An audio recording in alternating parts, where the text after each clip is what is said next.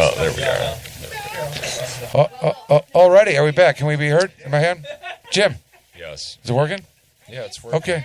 Quiet on the set. Quiet on the set. Also, even though we talked about that and you give a reason why, and I'm not even going to argue with you about it. Despite that, Jim, you had a couple things you wanted to say about Jamie before? Go ahead. Are we talking about Jamie or about the floundering? No floundering? No. Okay. Move on. No, I was just going to say that I know that I've done some pretty cool shit with Jamie. Jamie was always a huge supporter of the pediatric cannabis patients that we came in contact with. And I know I've sent many patients to Third Coast to simply be told that they went and got their medicine for free. And, you know, Jamie and his partner has always been super, super gracious and giving. and he's also hooked us up with plenty of exposure to try and further some of the causes of the movement. I know that while the advocating for House Bill 5104 was going on before the second session where 4210 was introduced, and that's the oil bill for people that might not be aware. Jamie helped to coordinate with Rick Thompson an interview with High Times to get some of the stories out there and some of the facts about our situation in Michigan.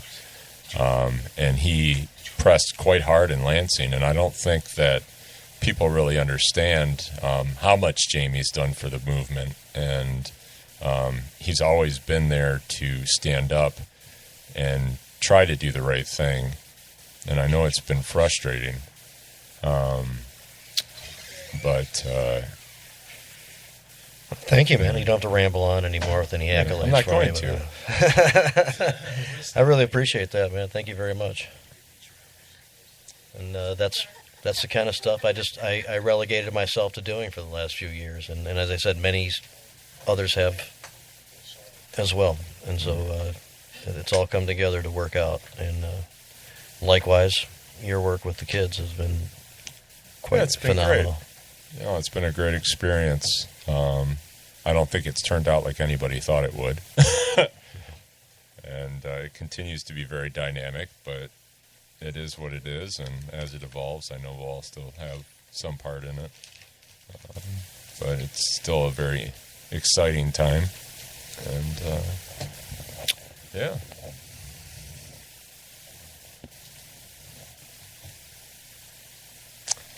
It's dead air. Correct. I'm wondering if we can find a better peaceful definition of floundering. Nevertheless, It's all the floundering that's We were going just on. all reflecting on how exciting the times really are. They are right now. exciting, but I had to wake up for a second. Yeah. maddening, and frightening all at once. Yes. but we're doing a history. This is a retrospective show, discussion, and reminder. So let's try to stay on topic. Right. All I got to say is scissor hash in the house. Oh man, Driveway. We got the hash driveway. over here. Okay. It's the driveway hash on this side. All right, hold on. I'm trying to keep it together. Hold it together. Jamie, as I said, so I'm using a timeline. Our timeline that we're at is 2011, 2012. There's weird things happening in the state of Michigan. McQueen is out. The legislature's trying to beat forward some, There's a big rally. Big rally. By MMA. So at some point, maybe it was 2011, I don't know, but there's a direction an action that's taking place in Lansing, and I think it almost changed. Like after the amendments of 2013, that was the last real abuse. For some reason, it seemingly got a little bit better. And if you want to consider getting better, the retroactive Section 4 and all of the accoutrements that go along with the marijuana-infused product, to weight things. I mean, that's a pro-patient. Jim Powers had a lot to do with it in his group. The only thing that I would say about that, it was never necessary. The act was very clear, and the act, I feel, and I think most people feel, that always contemplated those materials, but it's one more example of our Court of Appeals just completely fucking it up. I could respond to that for 50 minutes, but I'm gonna bite my tongue for a second. But since 2013, the direction of the legislature, neutral to like better than it had been in all years previous when they had a chance to be, and then ultimately coming up with this MMFLA, which a lot of people might say is a bad patient bill, corporate, whatever, but it's something that a lot of people would have never thought they would have done at all, which is to get in the game of selling marijuana in some way, and if you believe in incrementalization, it's something you win, and if you don't and believe in tomatoes only, then you'll have to wait till that gets implemented in an increment down the road. Well, and certainly the way the department has chosen to go about implementing the program has made quite a bit of difference. Sure, but that wouldn't have been done without a legislative.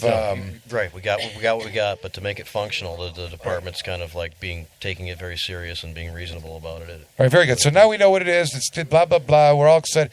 Take us to that time. What's going on in Lansing? You mentioned wanting to tell a story about Colton and some of the other people that are up there. Just before you start doing that, to give us an idea, like the people that you're thinking about that are influencing maybe the the impact, who you remember from that time, 2012, 13, 14, before we got into the, maybe, who you felt like were the players or people that were pro, against? Yeah, well, there's a lot of stuff going on, of course. And to talk about it, that's what I'm asking about. Yeah, but from my main perspective in that world, we were with the Michigan Association of Compassion Centers, MAC, the industry association I referenced before, and our goal, and working with other organizations, Cannabis Patients United for one, and for a while was to get formally recognize the patient-to-patient transfers that are clearly able to be interpreted, in the plain language of the act. But when we were not successful with that, we needed to have our operations or these facilities kind of recognized on a state level, as opposed to just trying to be in the areas that are going to be tolerant or accepting for times.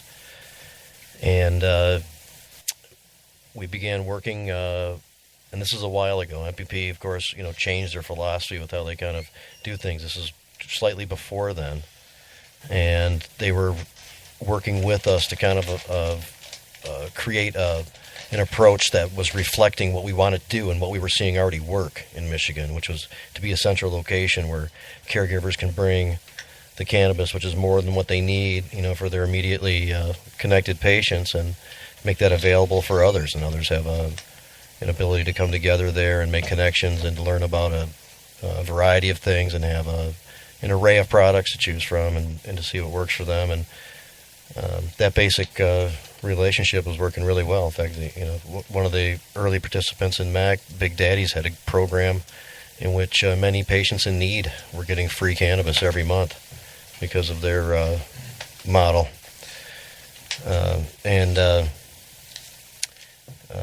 We came up with something that reflected language that reflected, that model in which the caregivers are creating the inventory. And that was working. That was working up until a lot of the stuff was shuttered, too, by the way. One of the issues, we had some early conversations with Representative Colton, as we know, who ultimately introduced the bill and, and carried it through the whole process with lots of different changes. And we fell out of it, and of course things radically changed into what they are now, but that's how it got started. And there was still tension, though, with the Attorney General's office. And even though Representative Colton came from like a healthcare, he's a chiropractor, healthcare background, as he would say, kind of understood, seen some of his patients benefit from it. He had a few stories about how people gained an appetite when they needed one and some other things. And he didn't feel comfortable, though, kind of going against the grain in his first term, on this issue. And he wanted to get some kind of assurance from the Attorney General's office along the way before he really pulled the trigger. And he had, the bill to work with, and that had been provided for him. And they continued to have meetings. And one of the guys who brought the juice to my attention and got us going and came on the show, Ken Byer, was also involved in some of these meetings early on and talking about testing for things more than THC and all the other components. And that was an early conversation too, with his input. But people in Colton's district were also members of our organization and had a great place, Great Lakes Holistic, and they approached Colton and talked to him about this and initiated his involvement, and he set them up ultimately with a meeting with Jones. And Jones, as we know, has taken on this issue his last little bit when he was a state representative, and then moving into right away when he became state senator. And he met with Todd and Helen Pryor, mother and son. And Helen has a testimonial that is pretty deep. She hasn't been able to function for like 10 years and do the things in the kitchen that she has liked to do, or sleep through the night without her head rattling too much. And she had no quality of life whatsoever. And started using cannabis. Only takes her a little bit. And she doesn't shake and rattle. She can sleep through the night. She can use her hands and bake stuff in the kitchen now. And she looks, Jones right in the eye and tells him this story. And he cannot use his, are you high right now, hippie, kind of an attitude he had at the time. He did evolve on the issue, it seems like, because he kind of helped out toward the end, get some of the stuff passed. But at that time, he's definitely not a friend. And so instead of